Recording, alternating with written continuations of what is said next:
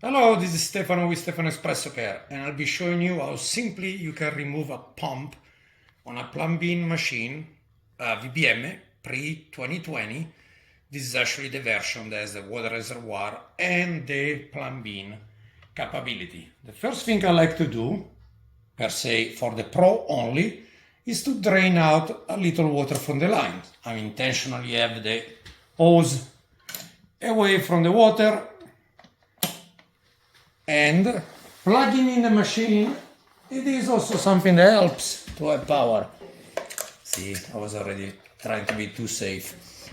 Okay, back to this. I'm intentionally trying to suck as much water out of the group. The pump is squealing. I'm unplugging the machine.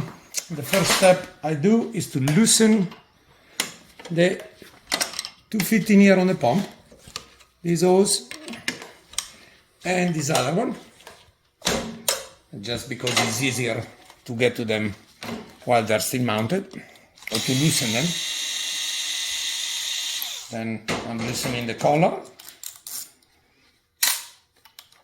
The pump, it is off from the motor. Of course, we are then proceeding to loosen the rest of the connectors.